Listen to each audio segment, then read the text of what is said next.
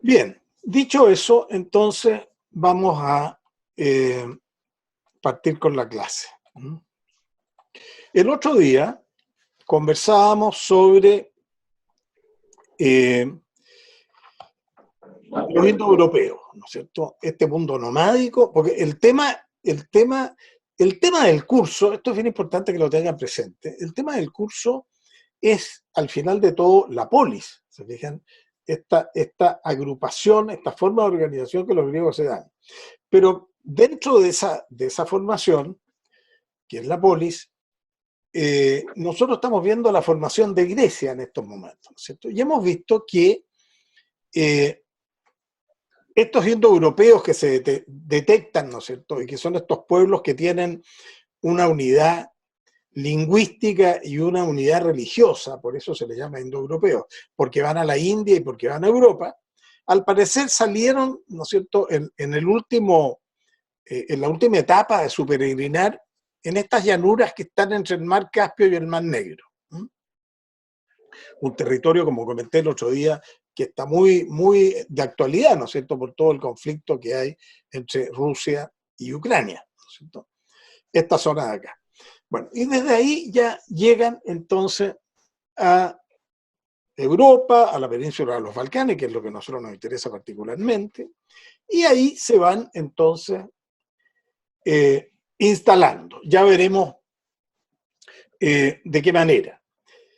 Y ahí van a dar origen entonces a la primera polis griega, que será la polis monárquica.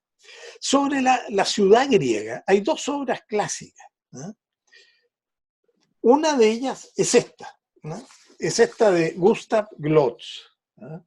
Esta es una traducción antigua. Glotz fue publicado, por supuesto, en Europa en la primera mitad del siglo XX y fue traducida después por esta estupenda editorial mexicana que hoy día me da la impresión de que ya no existe más, que era UTEA. ¿Eh? La, creo que era la Unión Tipográfica Editorial Hispanoamericana, que era una tremenda editorial que armaba libros estupendos, tenían toda la misma portada, por si llegan a ver en una librería viejo de repente, y esto iba desde los orígenes del hombre hasta el mundo moderno.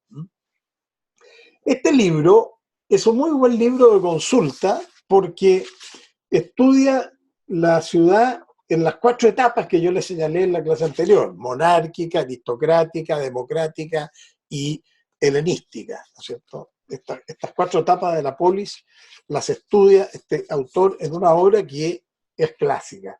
Este libro está en la página web de Historia Antigua en español, que es una gracia, porque a veces no se encuentran las traducciones en español. Bueno, y vemos entonces que la primera dimensión, que es la dimensión nomádica, entonces es la que hemos venido analizando en las clases anteriores. Ahora vamos a dar origen a otro elemento que va a contribuir a la formación del mundo griego. Y ese otro elemento es básicamente lo que ocurre aquí, en esta isla que es Creta. Creta es una isla que, si ustedes la miran, está muy bien ubicada porque está cerca, ¿no es cierto?, de Egipto, que era la gran civilización del Medio Oriente, ¿no es cierto?, más o menos como en el medio del Mediterráneo eh, oriental, y al mismo tiempo bastante cerca de Grecia, como ven ustedes, ¿no es cierto? Este es el mar Egeo y este es el famoso archipiélago de las Cícladas. En Creta va a ocurrir algo que nos va a acercar muchísimo a Grecia para poder entender la, eh, la cultura griega y la formación de lo que será la civilización griega. Hemos dicho que de los nómadas van a heredar el carácter guerrero, van a heredar la religión, ¿no es cierto? No tal cual, por supuesto, como va a ser la griega, pero este sentido de los dioses del cielo, ¿no es cierto?, van a heredar la lengua del indoeuropeo, van a ser el griego propiamente tal después, ¿no es cierto? En fin, recuerda que las lenguas van evolucionando. Pero, ¿cuál es el aporte de Creta? Bueno, hay una dimensión sedentaria en Creta, ¿no es cierto? En Creta no hay nómadas, por supuesto, porque ya se han instalado, lógicamente, ¿no es cierto?, en un espacio, en una geografía. Y en el momento que se instalan, la vida de estos sedentarios, diríamos, los cretenses también se les llama egeos. Esto es importante también que lo sepan. Hay otra obra que les voy a mostrar del mismo autor, de Glotz, que se llama La civilización griega, perdón, La civilización egea, que está publicada por la misma editorial que les señalé recién para la otra obra de Glotz. Estos son libros clásicos ya, a pesar de que tienen más de 60 años, siguen siendo importantísimos por la explicación tan detallada y tan ordenada de lo que es la civilización egea. Este libro también está en la página web de Historia Antigua, pero está lamentablemente solo en inglés. No hemos podido encontrar digitalizada esta obra en español. Es la traducción inglesa. Así que los que puedan leer inglés, ¿no es cierto? Pero si alguno la logra encontrar, fantástico. Pero hay muchos libros sobre la civilización cretense y la civilización egea. Recuerden que también en internet, en YouTube, hay una cantidad enorme de documental y todas estas cosas que les pueden ayudar. Pero bueno, volvemos entonces. La vida entonces condicionada al medio ambiente. Esto quiere decir que la naturaleza va a ser decisiva en muchos aspectos de la forma de vida y de pensar de estos hombres. Por ejemplo, el conocimiento que ellos adquieren de su paisaje. Hace poco decíamos que los nómadas se sentían desarraigados, ¿no?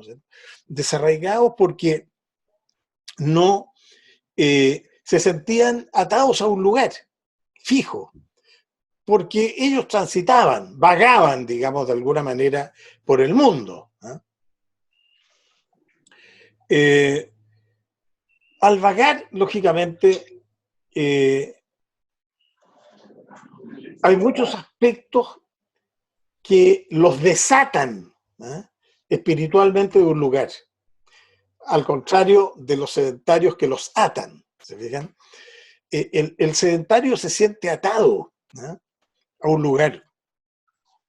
Y el paisaje, eso se va viendo, por ejemplo, en la poesía y en muchas obras de ese tipo, en que el paisaje pasa a ser una proyección de uno mismo.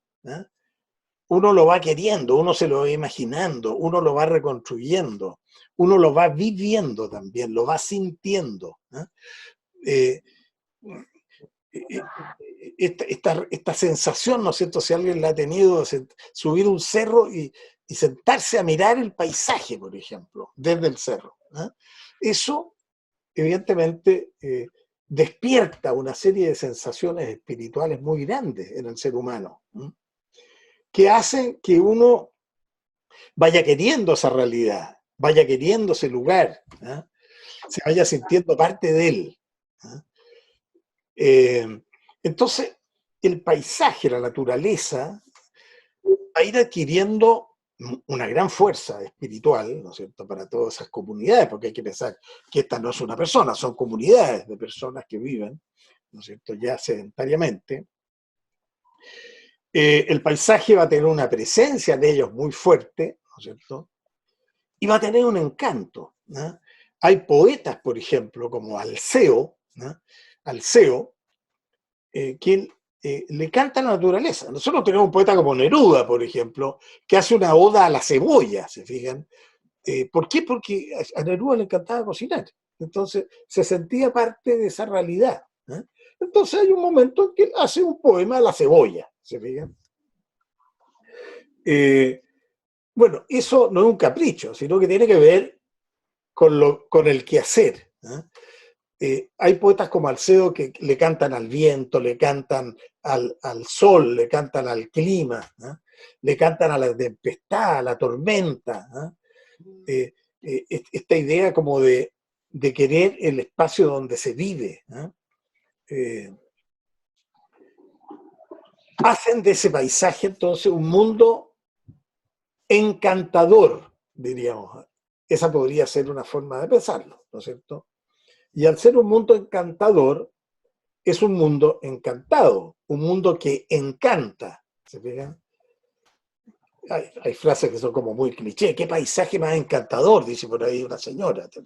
Bueno, pero eso tiene fundamento, ¿eh? Porque en el fondo es el producto de una realidad visual que encanta, ¿eh? Esto en una sociedad sedentaria que vive del cultivo de la tierra, ¿se fijan? Porque son sociedades agrícolas, ¿eh? Para la cual no hay explicación científica de muchos procesos, ¿no es cierto? Como plantar, ¿no es cierto? Después ver crecer esa planta y posteriormente cosecharla, ¿se fijan? Todo eso que no tiene explicaciones científicas, sobre todo en la época más antigua, más arcaica, tiene una explicación entonces religiosa, ¿no? Si eso ocurre, es porque esa tierra está sacralizada por los dioses, ¿no? Los dioses la han convertido en una tierra sagrada, ¿no? Y esa es la idea entonces que los griegos tienen de su tierra, ¿no? Esto establece una relación muy fuerte con el concepto de patria, ¿no? La patria es la tierra que a uno lo acoge, ¿no? Es la tierra en la cual uno vive, ¿no? Es la tierra que uno ama, ¿no es cierto? Es la tierra de la cual uno se siente parte, ¿no?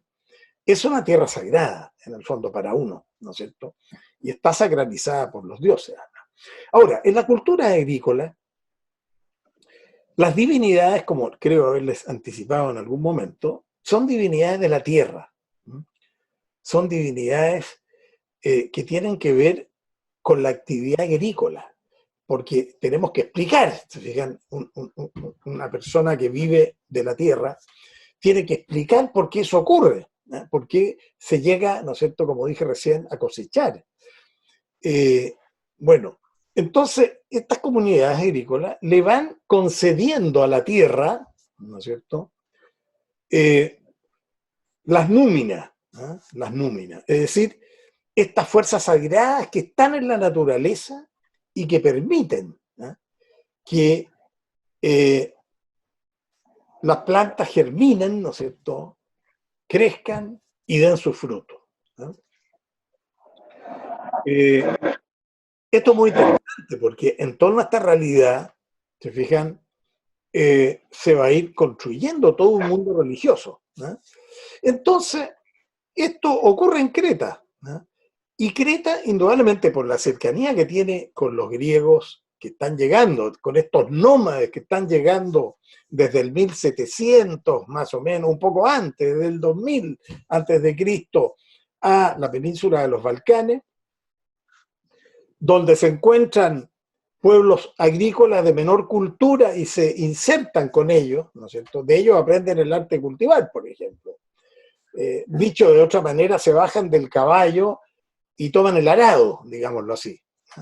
Bueno, van recibiendo también, ¿no es cierto?, todas estas creencias de culturas como la cretense, que van a ver ustedes, es muy potente, una cultura muy elaborada, muy desarrollada, y que indudablemente ha influido también en estos pueblos agrícolas que ellos se encuentran en el momento de llegar a la península de los Balcanes. Entonces, vemos que el mundo griego es un mundo muy particular, porque el mundo cretense tiene dioses de la tierra, hasta lo que se sabe, solamente. El mundo agrícola que está anterior a la formación de Grecia en los Balcanes, es también un mundo de dioses de la tierra. Pero los nómades traen los dioses del cielo. Entonces, cuando se constituye la cultura griega, es muy novedoso, porque es una cultura que tiene dioses del cielo y dioses de la tierra. Tiene ambos. Y en el mundo cretense, la gran divinidad es Gea, la tierra. Gea. De ahí viene geológico, ¿no es cierto? Y todas las otras palabras que se van a ir generando a partir de Gea, esta divinidad. Y representa la fecundidad de la tierra. Es lo que se llaman las divinidades telúricas, ¿no? Y la serpiente, hay mucha simbología en las divinidades telúricas. La serpiente es una de ellas, ¿no es cierto? El árbol también es otro elemento que representa las divinidades telúricas. Porque lo que se está diciendo, ¿no es cierto?, en el árbol, por ejemplo, es que sus raíces que están en lo más profundo de la tierra, ¿no es cierto?, a través de las divinidades de la tierra es lo que permite que éstas den sus frutos después.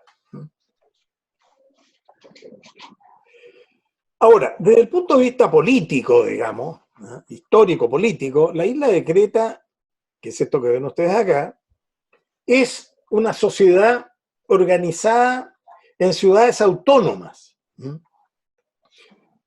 Todos estos puntos rojos que se ven en el mapa son ciudades que han sido encontradas y han sido excavadas.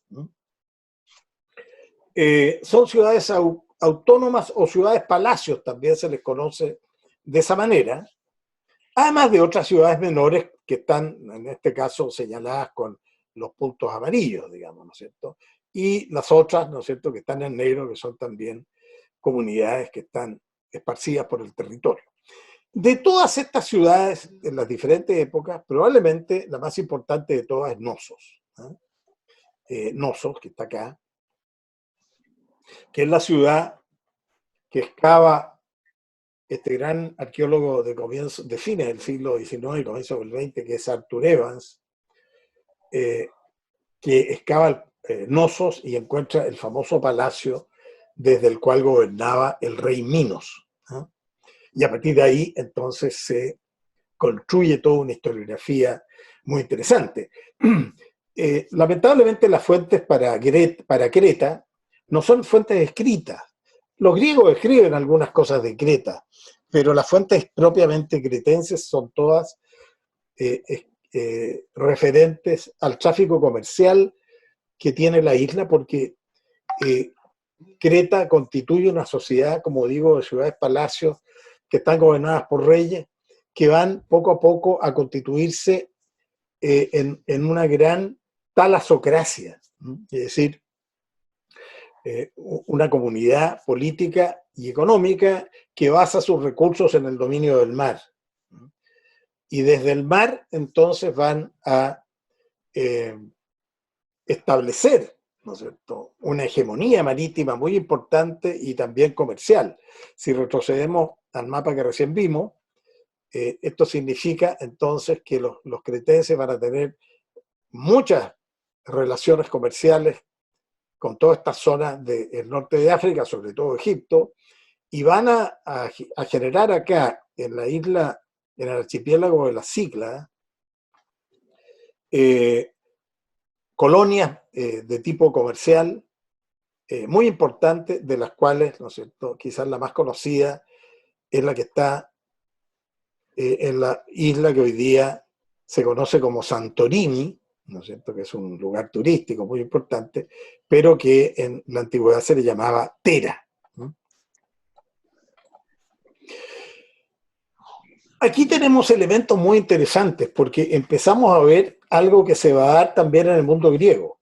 Yo les hablé de las divinidades celestiales de los nómades, pero que eran divinidades abstractas. No hay formas humanas, al menos no se han encontrado, ¿no es cierto?, en el mundo nomádico que nos permita decir que los nómades veían a sus divinidades como personas, como con forma humana.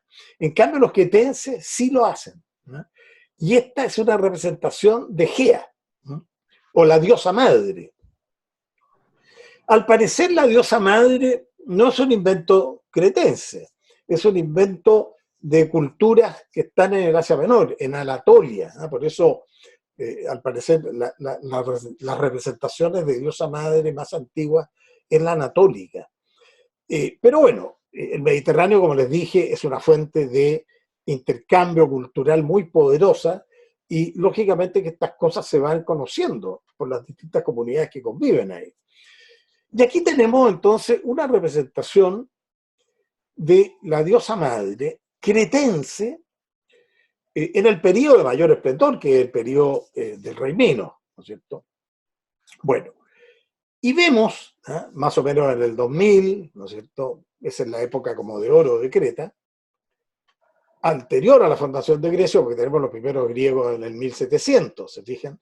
Entonces tenemos ahí una diferencia de 300 años, digamos, ¿no es cierto? Más o menos, que no es poco, ¿no? Si uno piensa que nuestra historia con la colonia incluida es de 500 más o menos, no es poco, ¿no? Bueno, ¿y qué nos muestra esta imagen? ¿No?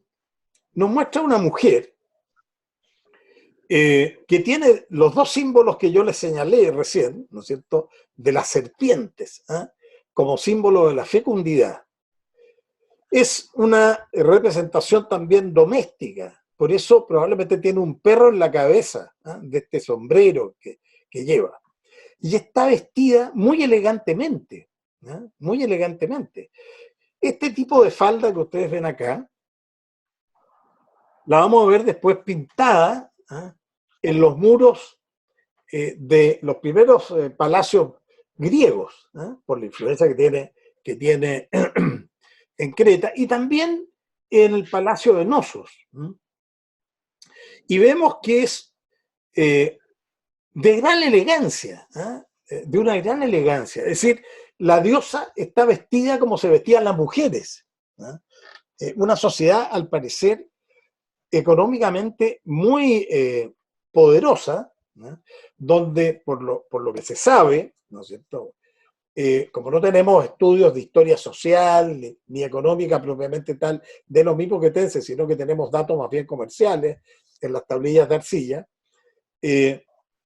no sabemos muchos detalles tampoco de cómo se organizaba la sociedad quetense, pero desde el punto de vista económico y social.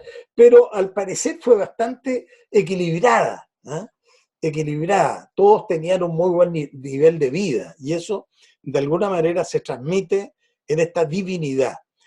Ustedes ven que esta mujer tiene además los pechos desnudos, es decir, no están tapados, porque esa es una manera también de vestirse de las quetenses en este periodo. De hecho, tenemos imágenes en pinturas murales de mujeres corrientes, probablemente, que estaban vestidas de ese modo, ¿no? Entonces era una sociedad, si uno lo piensa, una sociedad pero extremadamente moderna, ¿eh?, muy de avanzada, digámoslo así, para la época. Y esta forma de vestirse, fíjense ustedes, tiene influencia hasta en Egipto, ¿eh? Ya veremos después con más detalle. Hasta en Egipto, ¿eh? Se encuentran pinturas murales en Egipto de mujeres egipcias vestidas a la manera cretense, ¿eh? Parece que los cretenses impusieron una moda, ¿eh? Lo que no deja de ser interesante, digamos, si uno piensa que la moda y el mundo de la moda en el mundo que vivimos y en los últimos 2 siglos o 3 siglos ha sido un factor muy importante de la forma de vivir, digámoslo así, ¿no? De alguna manera en el mundo actual todos nos vestimos un poco iguales, digamos, ¿no es cierto? Y eso tiene que ver con la moda, indudablemente. Bueno, así que esto es muy interesante, ¿eh? Y hay muchas formas de representar a Gea, pero Gea en la mayoría de las veces está representada de esta manera, como una mujer, es una divinidad femenina, ¿eh? Y esto es muy novedoso, ¿eh? Es una divinidad femenina. Hay muchas formas de enterrar, ¿no es cierto?, a los muertos, ¿eh? Que la arqueología nos va entregando datos, ¿eh?, de cómo se va pasando del nomadismo al sedentarismo, ¿eh? Y aquí tenemos, por ejemplo, unas tumbas de laja porque son piedras, se fijan, en forma de laja, en las cuales se sepulta una crátera, ¿no es cierto?, es decir, una vasija que tiene una tapa que la sella, ¿no?, y que está ornamentada con diseños que son geométricos, ¿se fijan?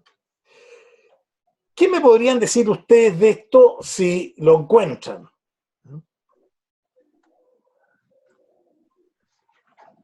Supónganse que salimos a excavar un fin de semana, ¿no es cierto?, y encuentran esto.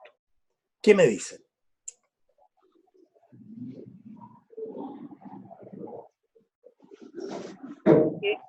algo bello, algo lindo. Ya, bueno, pero al margen de lo estético, o sea, si queremos saber a qué pertenece, a qué cultura, a qué nivel de vida, en fin, ¿qué me podrían decir? Que Griego. las rayas que tiene ¿Sí? en el diseño son como características de la cultura griega de la época. Ya, pero esa cultura griega de la época tiene influencias anteriores, ¿te fijas? ¿De quiénes?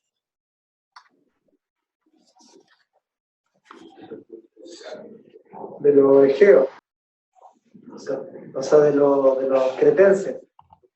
Es que los cretenses, porque lo que pasa con una tumba de este tipo no es una tumba muy elaborada, ¿se fijan?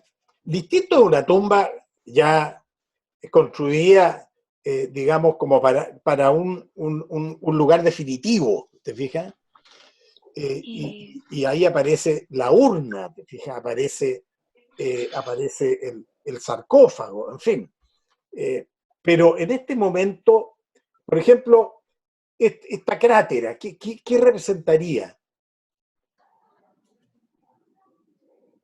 ¿Hay un cuerpo entero dentro de la crátera? Esta Ceniza. crátera debe medir unos 40 centímetros, 50 centímetros. Una urna, ¿no? ¿Es como? Perdona, no te escuché. Una urna. Es una urna, claro. Pero ¿qué hay dentro de esto? ¿Qué podría haber? Las cenizas del fallecido. Las cenizas, ¿no es cierto? Y probablemente huesos, ¿no? Por lo tanto, esto estaría representando un periodo de transición, ¿se fijan? Es decir, yo soy nómade, ¿ya? Viajo con la urna porque llevo la ceniza de mi antepasado, ¿se fijan? Porque le rindo culto a ellos, ¿no? Es la manera que tengo de rendirle culto. Pero cuando yo ya me establezco, ¿te fijas? En un lugar y me cambio mi estilo de vida nomádica a un estilo de vida sedentario, la inhumo. Es decir, no la inhumo, la sepulto, ¿te fijas? La sepulto. Entonces, no cambio la estructura anterior, sino que la mantengo, ¿te fijas? Pero la pongo en el suelo, ¿te fijas? Y hago una pequeña tumba que tiene una tapa arriba, ¿te fijas? Se ve la tapa, en la cual queda ya en un lugar definitivo, ¿ya? Podría cambiarse, bueno, si se cambia, la saco y me la llevo, pero ya está en un lugar definitivo.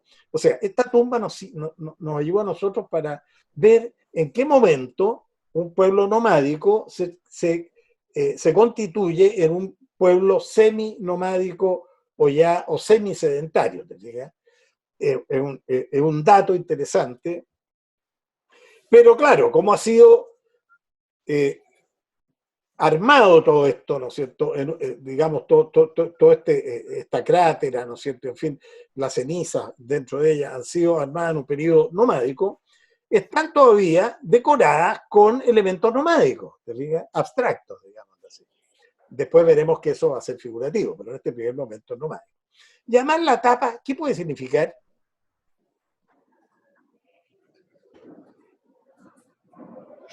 ¿Por qué está con esta tapa? Y tiene esta tapa y no otra, digámoslo así. ¿Va a poder abrirlo en un futuro, quizá? Sí, pero eso es como una explicación práctica, pero en términos de lo que podría, si yo quiero saber quién diablo está acá adentro, ¿no? Hombre o mujer, por ejemplo, ¿no? No, sin duda que no vamos a ver el nombre, es muy difícil, pero ¿será hombre o será mujer? Hombre. No.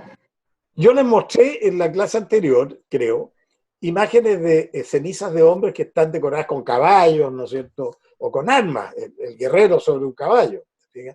Pero en este caso, esto es un elemento doméstico. Esta es la típica paila de los porotos granados, ¿se dan cuenta? Hasta el día de hoy se sigue haciendo, digamos. Igual, exactamente igual. ¿No? Es una paila de cerámica, digamos, ¿no es cierto? De tierra cocida.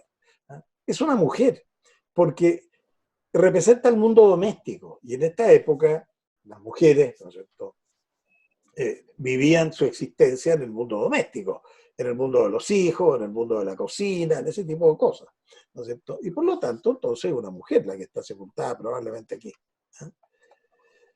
En cambio acá ya tenemos pintura griega propiamente tal. ¿Y representa qué?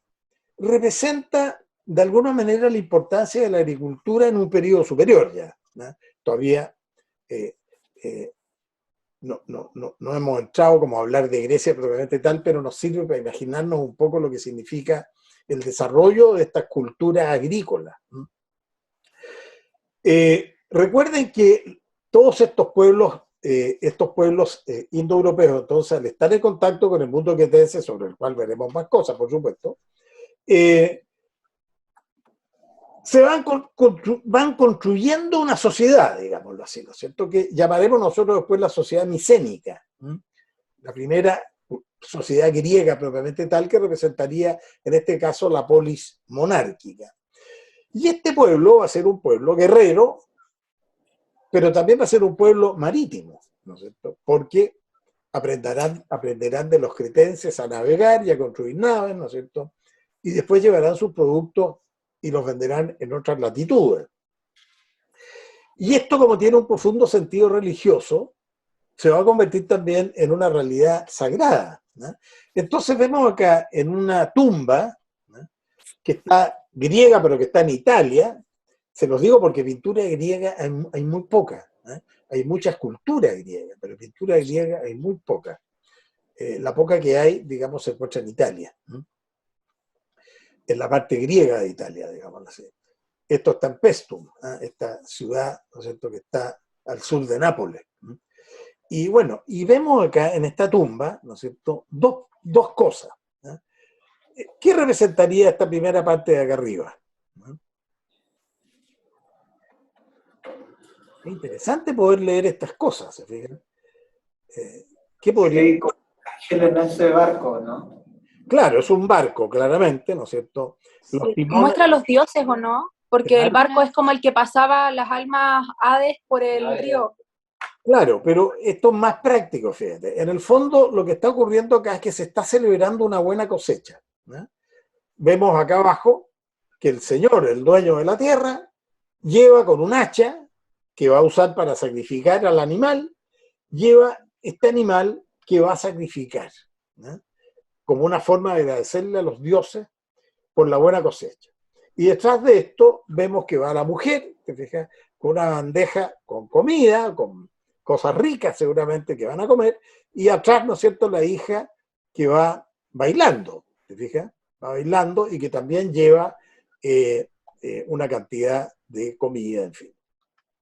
Es un acto religioso que va a celebrar no solamente con su familia, sino con todos sus seres queridos, ¿no es cierto?, o con todos los que han contribuido a esta buena cosecha. Y en esta otra parte aparece una persona que está despidiendo esta nave, ¿no?, seguramente en la cual han encargado parte de esta cosecha, ¿no es cierto?, y le pide al viento, se fijan, el viento aparece acá, es representado de esta manera, ¿no?, que tenga una buena navegación, ¿no? Es una forma de agradecer, entonces, se fijan, a esta divinidad, o a estas divinidades. Aparece aquí la divinidad terrestre y aquí la divinidad del cielo, ¿no?, estas dos cosas confundidas. Y este es un templo griego, ¿cierto?, que está en Pestum, justamente, en esta ciudad donde fue encontrada esta maravillosa pintura, que es muy antigua, un templo de orden dórico, ¿se fijan? Desde el punto de vista de la arquitectura griega, es un templo de orden dórico, es decir, un templo, ¿no es cierto?, que tiene estas gruesas columnas acalanadas, ¿no es cierto?, con estos tímpanos perfectamente claros, ¿no es cierto?, y la estructura posterior, todo de piedra, y la estructura posterior que le dan, entonces, su forma, ¿no es cierto? En el interior todavía se conserva el naos, que es la parte interior del templo, ¿no? ¿Cuál es la característica de estos templos griegos? Que son rodeados totalmente por columnas, ¿no?, perimetralmente llenos de columnas, ¿no?, lo que se llama la columnata griega. Sobre esto hablaremos después. Bien. Creta, entonces, es una cultura con una atmósfera femenina, porque indudablemente que el hecho de que haya una divinidad que hace de cabeza, ¿no es cierto?, que es la diosa madre, es también una cultura, por lo que Evans puede ir rescatando a medida que va excavando el Palacio de Noso, sumamente refinada, ¿no? Lo vimos ya en la vestimenta de esta diosa madre que les mostré, ¿no?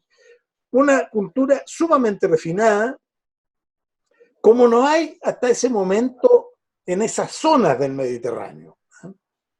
Recién, piensen ustedes, estamos hablando de el 2000 antes de Cristo, recién en el siglo V antes de Cristo, en el periodo, ¿no es cierto?, más álgido de la cultura ateniense, vamos a llegar a ver refinamientos como ese, ¿no? Prácticamente, no sé, 1000 años después, por lo menos, ¿no? Por lo menos. De hecho, el mundo quetense se parece mucho, en muchos aspectos, a lo que será el periodo clásico más adelante, ¿no? ¿Por qué? Por una cuestión muy simple. Porque el hecho de ser una isla la tiene absolutamente protegida, ¿se fijan? Hay muchos historiadores, como el mismo Glotz, que les mostré, que dicen que la muralla, la gran muralla de Creta es el mar. No es necesario que se construya muralla para defender la isla. Y por esa razón, las ciudades cretenses no tienen muralla, ¿eh? Ni siquiera los palacios que se van a encontrar tienen muralla, sino que están integrados al resto de la ciudad, de la comunidad, ¿eh? Y eso habla de una sociedad bastante equilibrada. Si ven, hay un rey, estos reyes están integrados a la sociedad, ¿no? Aquí no hay un palacio de Versalles, ¿se fijan?, totalmente aislado del resto de la ciudad, sino que son estructuras urbanas absolutamente integradas, ¿no? Las religiones son agrícolas, por eso se habla de las religiones mistéricas, ¿no? Y sobre esto hay una serie de simbología y ritos que tienen que ver con la religión, las religiones de tipo agrícola, ¿no? Ventris, el gran problema que hubo cuando se encontraron estas tablillas de arcilla es que no se podían descifrar. Representaban un tipo de escritura parecida a la egipcia, digamos, un poco jeroglífica, ¿no? Y no había nada que permitiera el desciframiento de esta, por lo tanto era bien difícil. Entonces, la arqueología de este periodo, incluyendo a Evans, determina que al final hay dos tipos de escritura, ¿no? Las tablillas que se van encontrando en Creta van teniendo dos tipos de escritura, básicamente. Entonces, como no se sabe descifrarlas, simplemente se le llama lineal A y lineal B, ¿eh? Ustedes la pueden buscar así hasta el día de hoy en Google o en cualquier otra parte. Lineal A y lineal B. Pero probablemente que la lineal B parece ser la más usada, ¿no? Y es la que correspondería a Nosos y al periodo de mayor poder del rey Minos, ¿no? Bueno, durante una parte del siglo XIX y otra parte del siglo XX se hacen esfuerzos muy grandes por descifrar esta. Y se llega a un desciframiento parcial a través de la técnica que usa un inglés que es experto en descifrar códigos, ¿no? Durante la Segunda Guerra Mundial y durante la Primera Guerra Mundial, recuerden que era muy corriente mandar mensajes cifrados, ¿no?, secretos, digámoslo así. Hoy día eso se hace por computación. Pero en ese periodo se inventaba formas, ¿no es cierto?, códigos para cifrar, y después incluso se inventan máquinas para cifrar. La más famosa de todas es la máquina esta alemana, sobre la cual se han escrito muchas películas, ¿no es cierto?, que se llama Sigma o algo así, no me recuerdo bien. Bueno, y este Ventris, que es un inglés que se dedica a esto, usando técnicas para descifrar, fíjense ustedes, como uno nunca sabe, digamos, hasta qué punto la técnica puede ayudar en este tipo de cosas, asignándole valores fonéticos a algunos términos, logra descifrar una parte de estas tablillas, ¿no? Y esto entonces cambia completamente la historia, porque la historia de Grecia, porque al verse la relación tan cercana que había entre el mundo cretense y este mundo griego que se está formando en la península de los Balcanes, en la península del Peloponeso, en forma definida, digamos, ¿no? ¿Sí? Se descubre que hay griegos desde el año 2000 antes de Cristo, porque antes de esto, cuando se estudiaba la historia de Grecia, se estudiaba desde el siglo VIII, ¿eh? Del siglo VIII antes de Cristo. Es decir, este periodo en el cual, como les dije el otro día, comienza la colonización griega. Pero ahora tenemos griegos desde el año 2000, ¿se dan cuenta? O sea, hay 1000 años más de historia prácticamente que se incorpora al mundo griego cuando se ve que la lengua que hablaban los micénicos, ¿no? En la ciudad de Micena y en toda esta cultura, que es la cultura que nos relata Homero en la Ilíada, ¿se fijan? Tiene una relación muy potente con el cretense, ¿no? Por eso Ventris, como también Chadwick, otro historiador importante que escribe en un libro que se llama El Enigma Micénico, ¿no? El Enigma Micénico, que es justamente el estudio del desciframiento de toda esta lengua, determinan entonces que a raíz de la similitud que hay entre el cretense y la lengua que hablaban los micénicos, ¿no es cierto?, en el periodo de Homero, que nos relata Homero, ¿no es cierto?, en la época de Aquiles, la guerra de Troya y todo ese periodo, es la lengua, digamos, es una lengua que viene del nomádico, o sea, del indoeuropeo, que ellos hablaban, y del cretense, ¿eh? De esas dos lenguas nace el griego, en el fondo, ¿eh? Propiamente tal. Déjenme ver, que estoy conectado a otro computador porque quiero ver si el libro de Ventris está. No.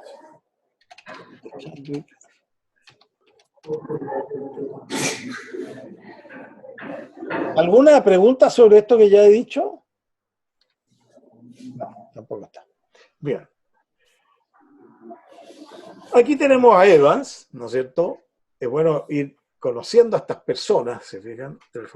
Él escribió la famosa obra del Palacio de Minos, ¿no? El Palacio de Noso. Esa es la gran obra de Evans.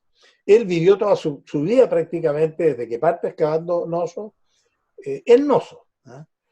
Si ustedes tienen la suerte de ir a Noso en Creta alguna vez, van a ver que está todavía la casa de él, ¿no? Donde él, no sé si murió exactamente ahí o murió en Inglaterra, pero bueno, él tiene sus manos aquí, ¿no es cierto? Famoso toro, su famoso toro ritual, vamos a tener una foto más cercana después, que él encuentra en Noso, ¿no es cierto?, que se usaba para los sacrificios. Este es Ventris, ¿no es cierto?, el que logra, como digo, este desciframiento. Y esta otra persona que es tan importante, sobre la cual no hemos dicho nada, es el famoso Schliemann, ¿no?, que va a descubrir la ciudad de Troya y la ciudad de Micenas. Como me gusta fregar la pita, a ver, ¿dónde está Troya aquí? Anatolia, creo, en Asia Menor. Bien, Troya está aquí. Esto se los pregunto porque hay alumnos que han salido reprobados en un examen por no saber dónde está Troya, ¿se dan cuenta? Me la empiezan a buscar acá. Troya está acá, en Asia Menor, ¿eh? Porque Troya, al parecer, formaba parte de un mundo cultural que había en Asia Menor, ¿eh?, que era el mundo hitita, ¿eh?, el imperio hitita, ¿eh? Es lo que se cree, digámoslo así, ¿no es cierto? No eran griegos, ¿eh? Los griegos después van a fundar ciudades acá, pero la ciudad de Troya estaba acá, digamos, ¿no es cierto? Y tenía una importancia estratégica muy grande porque ayudaba a controlar, les permitía controlar el ingreso, se fijan, al estrecho del Bósforo y posteriormente al Mar Negro. Por eso es tan importante esta colonia que fundan los griegos después aquí, que se llama Bizancio, ¿no es cierto? Y que hoy día es Estambul, digámoslo así. Los turcos controlan, se fijan hoy día, el paso del Mar Negro. Bueno. Espérense. Déjenme ver una cosa.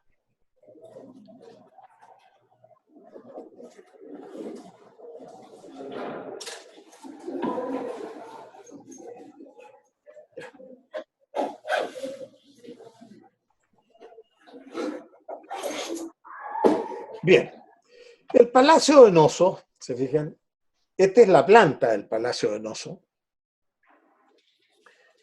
es laberíntica, se fijan, por eso se piensa que el mito del laberinto, recuerden que hay todo un mito ahí, ¿no es cierto?, en la cual este héroe ateniense, en una época muy arcaica de Atenas, ¿no es cierto?, se cuela en un barco cretense que iba a pedir tributo anual a las ciudades griegas porque había un dominio cretense sobre esta Grecia incipiente, y este héroe entonces se cuela en una nave, desembarca en Creta según el mito, ¿no es cierto?, y que es que se conoce como el mito de Teseo, porque así se llamaba este personaje, entra al palacio, ¿no es cierto?, y desde el palacio entra al laberinto. El laberinto es el subterráneo del palacio, donde está esta divinidad que es mitad hombre y mitad toro, ¿no es cierto?, que es la representación del rey Minos. El rey Minos se hacía representar como el toro, ¿no es cierto?, porque el toro era una divinidad que siempre ha representado la fuerza, ¿no es cierto?, el poder. Y vemos entonces que el Palacio de Creta es un palacio sumamente complejo. ¿Por qué? Porque lo que se piensa es que el palacio no era solamente el lugar donde habitaba el rey, sino que era el lugar donde la gente iba a hacer trámites. Era como un centro cívico, en el cual en alguna parte del palacio vivía el rey. Pero no era todo el palacio el lugar del rey. Por eso el palacio estaba integrado a la ciudad. No estamos en una democracia aquí, acá hay una monarquía, se dan cuenta, pero hay muchos atisbos de igualdad, que son muy interesantes. Y esto es posible verlo cuando Evans excava Noso. Se fijan, aquí se ve una vista desde lo alto del palacio excavado, que ha sido reconstruido en parte por Noso para dar más o menos una idea de cómo fue. Dentro digamos, de lo que significa el estilo de vida cretense, es muy interesante ver a partir de este aspecto como femenino de la vida, ¿no es cierto?, que tiene Creta, es el gusto por la vida y por vivir bien. Entonces vemos que hay una arquitectura extraordinaria. Mientras tanto, en el mundo egipcio vemos una arquitectura enorme, ¿no es cierto?, muy pesada, de pocas ventanas, muy militarizada, digámoslo así. Lo mismo en los imperios y en las culturas del Asia Menor y de la Mesopotamia. En Creta vemos una arquitectura pensada para el hombre, y este es un elemento muy importante que los cretenses van a entregar a Grecia. Es una sociedad que está construida para el hombre, para el bienestar. Vemos una calidad de arquitectura extraordinaria, espacios enormes, gran luz, luminosidad en estos edificios, confort, por ejemplo, sistemas de calefacción, paraguas lluvia, desagües, ¿no es cierto?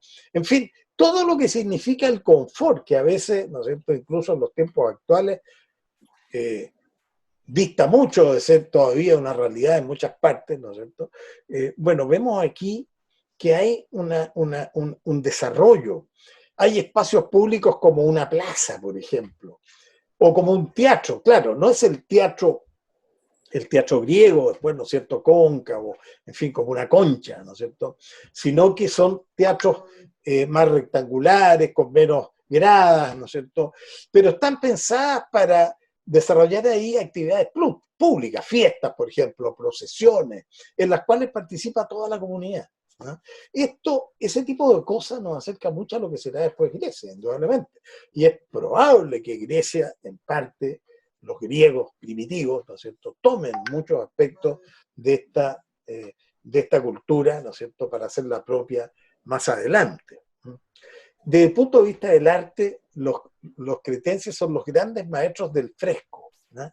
El fresco, recuerden que es esta pintura mural para la cual hay que desarrollar una técnica muy, muy elaborada, porque hay que preparar los muros, ¿no es cierto?, preparar, ¿no es cierto?, el tipo de compuesto pictórico que se va a usar más adelante para que esto persevere y no sea destruido por la humedad, por ejemplo, de un muro, cosas así. Piensen ustedes que se encuentra una gran cantidad de pintura en Creta, ¿no? Una gran cantidad de pintura en Creta.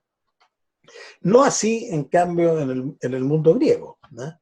Y esto nos permite entonces ver, miren esto, ¿no? Este es el Palacio de Nosos, ¿no? Esta es una reconstrucción que hacen los arqueólogos, ¿no es cierto?, de cómo fue este palacio a partir de las ruinas, ¿no? Y vemos una estructura extraordinaria, ¿no? La cantidad de pisos que tiene, por ejemplo, estamos hablando del 2000 antes de Cristo, se dan cuenta, esto no se ve en ninguna cultura del Oriente, solo en Creta, ¿no? Fíjense ustedes la cantidad de pisos que tiene este edificio, ¿no? Los espacios abiertos, ¿eh? La famosa columna en forma de cono, ¿eh? La columna cónica cretense, ya veremos más cercano una foto, ¿eh? Toda la simbología que hay en este palacio, ¿eh? Por ejemplo, esto, ¿qué es esto? ¿Se les ocurre pensar qué es esto? Está permanentemente presente, ¿eh?, en la estructura del palacio. ¿Qué puede ser esto? ¿Qué representa esto?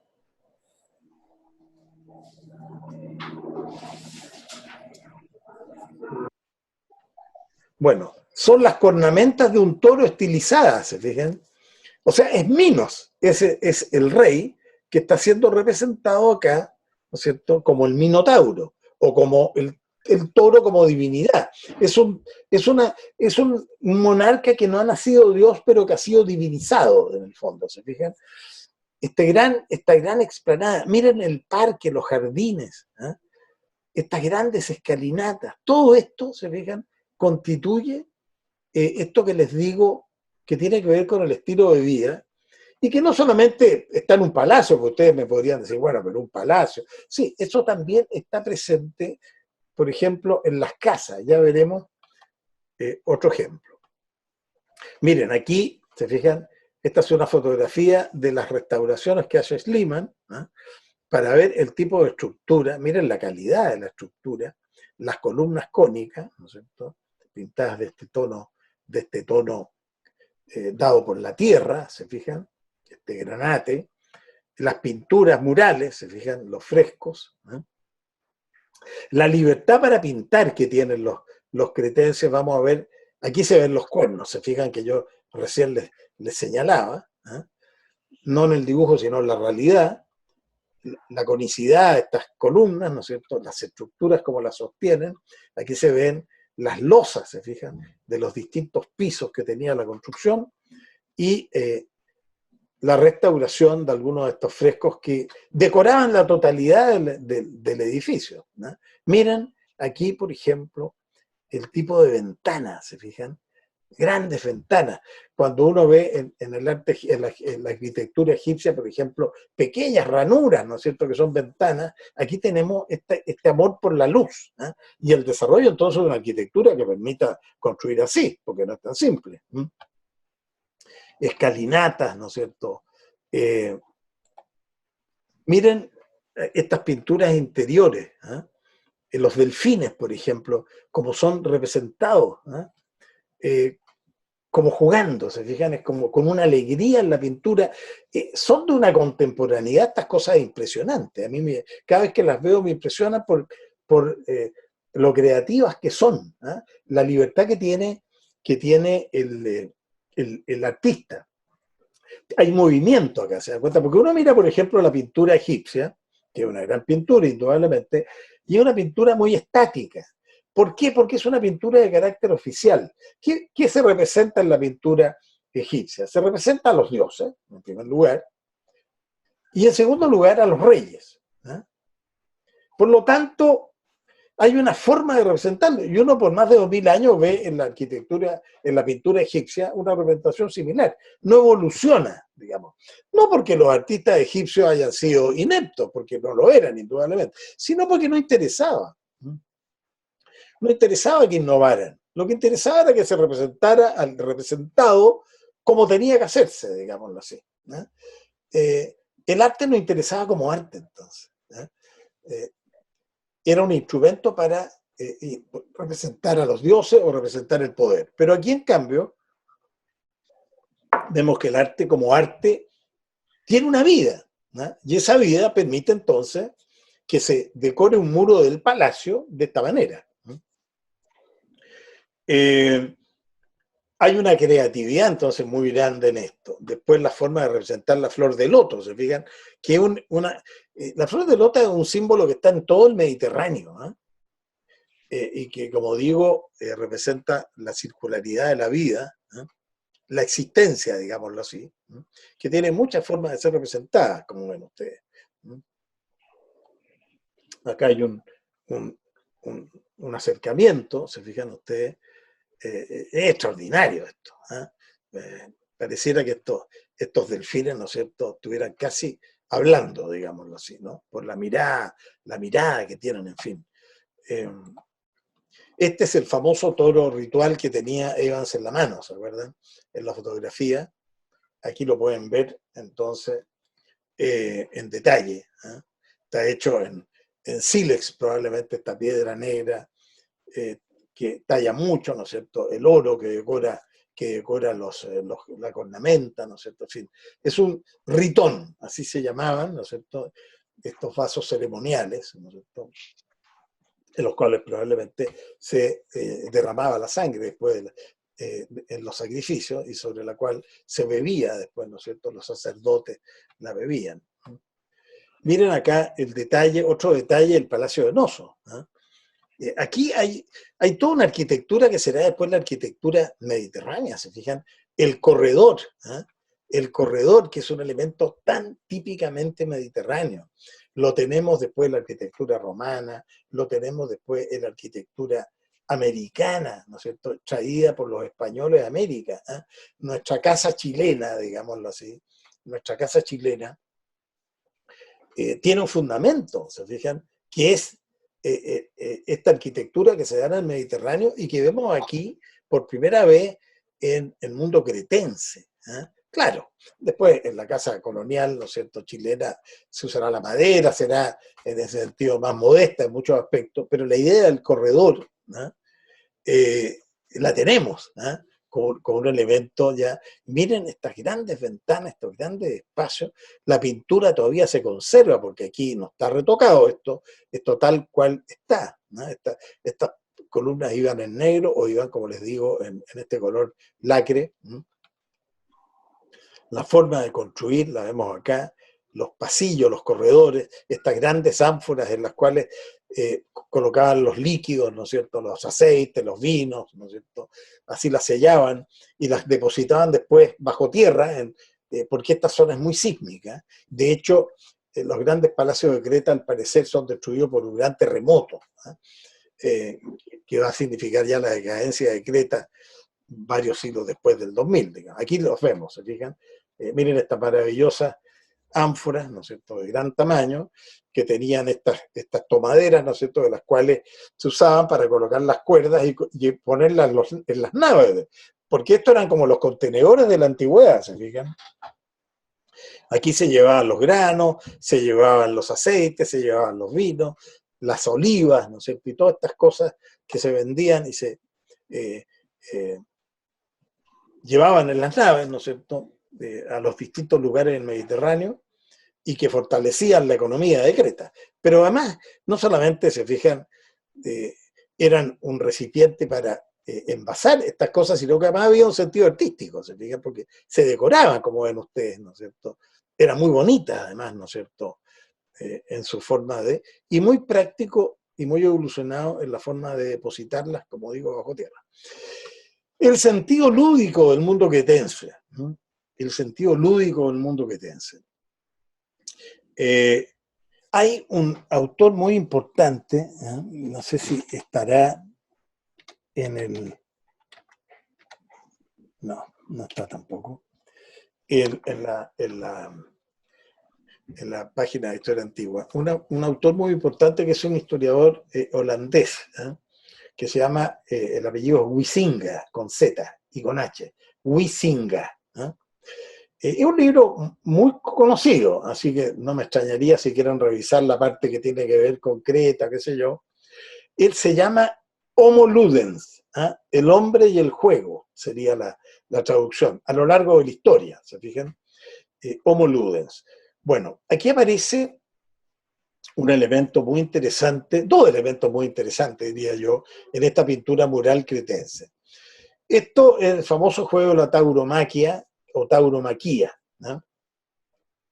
Que consistía en esta tremenda prueba, ¿no es cierto?, que hacían estas atletas mujeres, que están representadas en tonos blancos de piel, y atletas hombres que están representados en tonos más oscuros de piel. Ustedes ven cómo se visten, se visten, todos usaban el pelo largo, ¿se fijan? Todos usaban, tanto hombres como mujeres, se decoraban, ¿no es cierto?, ¿cómo se dice?, se maquillaban. Esto era bastante corriente también en el mundo egipcio, se maquillaban los hombres y las mujeres, ¿no es cierto?, se ponían aros, ¿no es cierto? Esto es interesante porque hoy día pareciera ser muy moderno todas estas cosas, ¿no es cierto?, pero ya en este periodo se usaban, ¿no es cierto? Vemos a los hombres, ¿no es cierto?, con pulseras en los tobillos, se fijan, tenían el pelo, ¿no es cierto?, peinado, diríamos, de peluquería, ¿no es cierto?, lo mismo las mujeres. Pero jugaban, fíjense usted, de tal manera que arriesgaban la vida. La tauromaquia es sostener al toro, ¿no es cierto?, sostener al toro, la cornada del toro, para que apoyándose en la cornada, ¿no es cierto?, este atleta haga un mortal sobre el toro y estas niñas, ¿no es cierto?, lo ayudan lo reciben, digámoslo así, lo ayudan, ¿no es cierto?, todo lo que se pueda para evitar que pierda la vida en este juego, ni pensar la cantidad de personas que pueden haber perdido la vida en esto, pero era un juego, ¿no? Esto era un espectáculo público, ¿no? Y por esa razón se representa entonces una pintura cretense como algo de la vida cotidiana, ¿no? Esto de entender que la vida es un juego muy serio, por supuesto, un juego en el cual uno hace lo posible para ganar, pero en el entendido que no siempre se gana, y así son las reglas del juego, ¿se fijan? Y la existencia humana siempre es así. Ustedes están iniciando un juego ahora, que es el juego de estudiar, ¿no es cierto?, en una universidad. Pero bueno, los resultados de esto se verán después, digamos, ¿no es cierto? Y dentro de esas posibilidades está el éxito como también el fracaso, ¿no? No hay por qué echarse a morir, digamos, es parte de la existencia, ¿no es cierto? Bueno, así funciona la cosa y así funciona Occidente hoy día, y esto lo vemos por primera vez retratado en el mundo cretense. Miren acá este famoso fresco de los coperos, ¿no? Y ustedes ven acá estos hombres, ¿no es cierto?, que llevan las copas con, eran sirvientes probablemente, con los vinos o las cosas que se ingerían en un banquete o en una fiesta, y miren cómo están vestidos, ¿eh? Tienen aquí estas pulseras de o tobilleras, se fijan, estos payos, ¿no es cierto?, que son como estas cosas que se usan para la playa, digamos, ¿no es cierto? Lo mismo acá, se fijan, seguramente había tatuajes, no lo sabemos, y esta forma de peinarse, se fijan, los ojos maquillados, se fijan, el colorido tremendo que hay, ¿no es cierto?, la libertad con que el artista pinta, se fijan, no hay tapujos aquí, ¿no? Juega, el artista puede jugar con la forma, ¿no es cierto? No hay nada que obligue, ¿eh? Después, en el Palacio del Oso se pueden ver estas caídas de agua, ¿no es cierto?, que permiten que las aguas escurran y no se inunden los lugares, ¿no es cierto?, que forman parte del palacio. Cosa que hoy día vemos que hasta el día de hoy, ¿no es cierto?, sigue ocurriendo. Llueve, nos quejamos de que no llueva, pero cuando llueve a los 2 minutos, ¿no es cierto?, ya las ciudades están inundadas, ¿no es cierto?, la gente no puede atravesar las calles y qué sé yo. Y estamos en el siglo XXI, ¿no? Bueno, esto en el 2000 a.C., fíjense ustedes, ya lo tenían perfectamente estudiado los cretenses. Esta mujer cretense, ¿no es cierto?, es muy conocida y fue encontrada a comienzos del siglo XX, si no me equivoco. Y miren cómo está vestida, ¿se fijan? Tiene un vestido elegantísimo, ¿se fijan? Finamente bordado, ¿no es cierto?, decorado, trabajado, ¿no es cierto?, algo se ve de este trozo de fresco, ¿no es cierto? Miren después el maquillaje, ¿no es cierto?, de los ojos, tiene los labios pintados, ¿se fijan? Un cabello totalmente de peluquería, diríamos hoy, ¿no es cierto? Esta mujer fue encontrada, si mal no recuerdo, en los años 20, ¿eh? En la época en que en Europa llaman los años locos, que es la época que va entre guerras, entre la Primera y la Segunda Guerra Mundial, es la época del Cancán, se fijan, del Charleston y toda esta época que hubo como un destape, ¿eh?, en Europa en este periodo. Las mujeres comenzaron a ser más autónomas, este es el momento de los movimientos, ¿no es cierto?, en Inglaterra sobre todo y después en Francia, en que las mujeres piden derecho a voto, hay todo un periodo muy interesante en la historia de la mujer en este periodo. La mujer se empieza ¿cómo se diría?, empieza a desatar las ataduras, digamos, a las cuales estaba sometida, ¿no es cierto? Aparece más autónoma, se viste de una manera mucho más provocativa, se pinta, ¿no es cierto? Sale, ya deja de estar como dentro de la casa, ¿eh? Comienza a trabajar la mujer, ¿no es cierto?, a estudiar, en fin. Es toda una etapa muy interesante. Y se vestían un poco y se pintaban un poco como aparece aquí esta cretense, ¿eh? Estos movimientos feministas, diríamos, para la época, se centran más que nada en París y en Londres, ¿eh? Estos fueron como los dos grandes centros donde aparecen estos movimientos, digamos, de liberación de la mujer, diríamos así, de emancipación, eso me gusta más, de emancipación de la mujer. Y por eso en la arqueología la bautizan como la parisienne, ¿eh? Y hasta el día de hoy, si ustedes la buscan como la pintura cretense llamada la parisienne, ¿no es cierto?, les va a mostrar esta imagen, ¿cierto?, que representa eso, ¿eh? Es una mujer que se anticipa a los tiempos, digámoslo así, ¿eh? Y lo que habla de lo anticipada que fue la cultura cretense para la historia, digámoslo así, en muchos aspectos, ¿eh? Nunca, en ninguna cultura, la mujer aparece tan representada como en Creta. Lo que habla de la importancia que tiene la mujer. Por eso hay historiadores, a partir del arte y de otras obras, que dicen que la cultura cretense es una cultura esencialmente sensual, dicen, ¿eh?, por la sensualidad de la mujer que está presente permanentemente en esa cultura, en esa sociedad, ¿no? Está pensada también para la mujer, para que tenga digamos, un espacio perfectamente claro, ¿eh? Este mapa es muy interesante también porque, a pesar de que está dibujado, nos representa la topografía, ¿se fijan? Y aquí uno ve, digamos, lo accidentada que es la geografía griega, ¿eh?, y la cretense también, lógicamente. Bueno, aquí está la isla de Tera, ¿no es cierto?, hoy día Santorini, que hoy día es una media luna, ¿no?, pero que en esta época era una isla completa. Lo que pasa es que era un volcán, ¿no?, y aquí hubo una erupción gigantesca, más o menos en el siglo, en el 1700, por ahí. Hubo una erupción gigantesca que provocó un maremoto enorme que destruyó la gran mayoría de los palacios que estaban en la zona norte de Creta. A pesar de que no todos los palacios estaban pegados al mar, ¿no es cierto? Estaban cerca del mar, ¿no es cierto? Igualmente el terremoto que provoca esto provoca la destrucción. Y en este puerto, en esta isla, había un puerto muy importante en toda esta zona, que se conoce como la Cicla, que era el puerto de Akrotiri. Akrotiri es un puerto comercial muy importante. Y se ha encontrado, a pesar de que la mitad de la isla desaparece, una parte de este puerto se encuentra sepultado, por supuesto, como está sepultado Pompeya, se fijan por la lava, por la piedra pomia, en fin, todas las materias que caen sobre este puerto, y se puede desenterrar una gran parte de él. Hoy día esto está bajo techo, techado completamente la ciudad, lo que queda de ella, y se puede descubrir la calidad de la arquitectura de la gente corriente. Ya no estamos en el Palacio Donoso, ¿se fijan?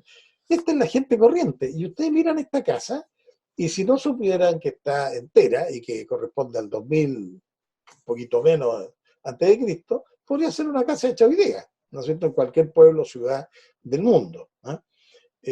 La calidad de la construcción es muy notable, y esto nos permite ver, ¿no es cierto?, a medida que avanza la excavación, por ejemplo, la potencia de este terremoto. Miren estas escalas de piedra, ¿no es cierto?, que quedan completamente quebradas por la fuerza del movimiento sísmico.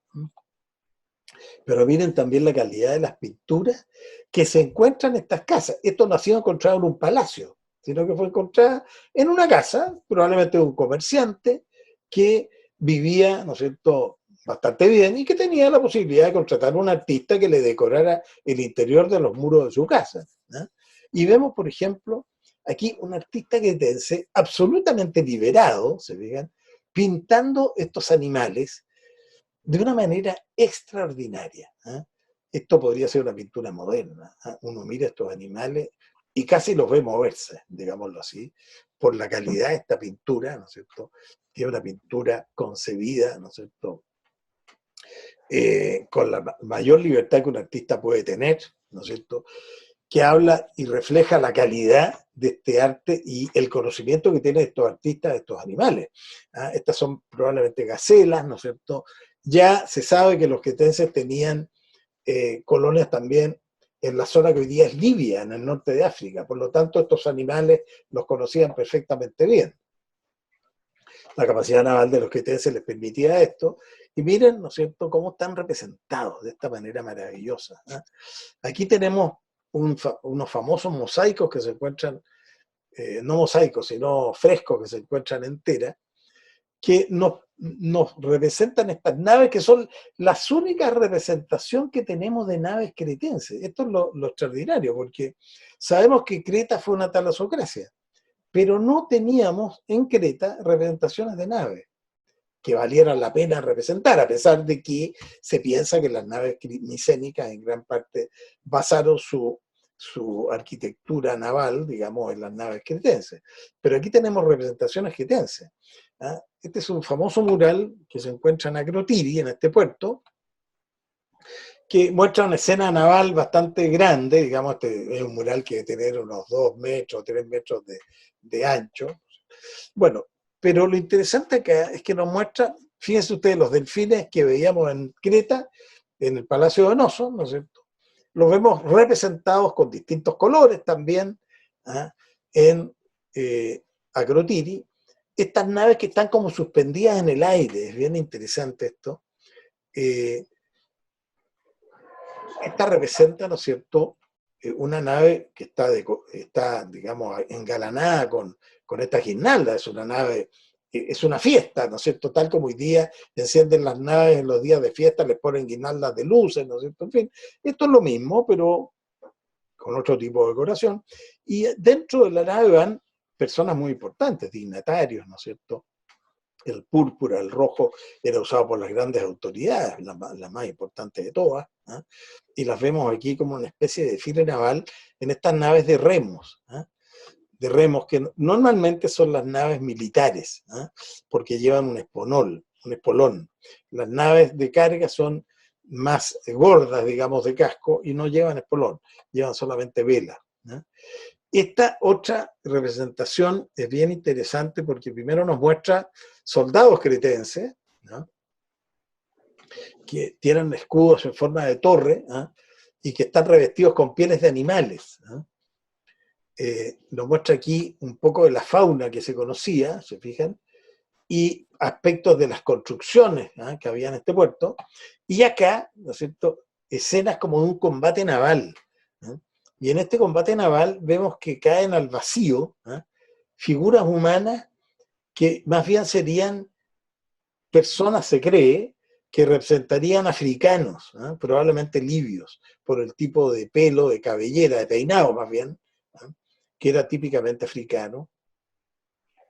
Lo que habla entonces que se refrenda aquí la teoría de que los cretenses también fundaron colonias en Libia, en la zona de Libia, y tuvieron contacto con los líbicos, ¿no es cierto? Y por lo tanto también combatieron con ellos. Los vemos acá claramente representados. Y acá, en una zona más amplia, ¿no es cierto?, del fresco, vemos otra cosa que también es bien impresionante, que es la manera como, con la libertad de jugar con las imágenes, vemos el puerto de Akrotiri, ¿se fijan? La gente mirando esta especie como de desfile naval, bajo la montaña, es como estuviera como en una gran caverna. Es un invento, lógicamente, del artista. Y sobre estas montañas que están sobre el puerto mismo, vemos una fauna donde hay leones, ¿no es cierto?, ciervos, en fin, toda una fauna que nos recuerda un poco a África, y que en parte, bueno, el león formaba parte también de la fauna en esta época de esa zona, y estas otras animales, ¿no es cierto?, que probablemente son traídos de la fauna africana. Y vemos aquí diferentes tipos de naves. Esta es una nave militar, se fijan, porque tiene espolón, ¿no? Aquí se ve el espolón. Estas son naves, en cambio, de pesca o de paseo, se fijan. Acá vemos otra nave también, ¿no es cierto?, con espolón. Y acá abajo, se fijan, la nave que les mostré hace poco rato, ¿no es cierto?, más acercada, con otras que van acompañando este desfile, ¿eh? Y que refuerzan entonces esta autoridad marítima que tenían los cretenses. Y por último, ya estamos en la hora, les muestro esta última imagen que tiene que ver con este sentido lúdico de los cretenses, estos niños boxeando en un box que se usaba en esta época, que va a dar después origen al pancracio, que es la forma que tenían los griegos de competir en los juegos atléticos, ¿no es cierto?, que era con un puño. Tenemos una mano, ¿no es cierto?, que está envuelta en gasas, ¿no es cierto?, géneros, que es el antecesor del guante de box, diríamos, ¿no es cierto?, que están combatiendo, haciendo deporte, ¿no es cierto?, en sentido lúdico. Entonces eran niños de 12 años, una cosa así, prácticamente desnudos, se fijan, con los mismos peinados que veíamos, ¿no es cierto?, de estos jóvenes coperos que les mostré primero, también, ¿no es cierto?, con maquillaje, en fin, una forma de representar, ¿no es cierto?, esta sociedad que es un poco occidental y un poco oriental todavía, ¿no? Pero que indudablemente es novedosa en términos de la forma de ver el mundo. Hay una libertad mucho mayor de hacerlo, ¿no? Bien, yo creo que aquí podemos dejarla. Profesor, tengo una pregunta. Pregunta. No, que usted va, quiero saber si va a subir la clase de la semana pasada y esta Sí, lo que clase. pasa es que ahí se me produjo un problema, la voy a subir, ¿eh? Pero Gracias. estuve con un problema con la segunda clase, no grabó, que grabó con la misma terminología de la primera, entonces no he podido dividirlas, ¿eh? Pero Ya. espero ponerles la clase de la semana pasada antes del fin de semana, por lo menos esa. Muchas gracias, muchas gracias. De nada.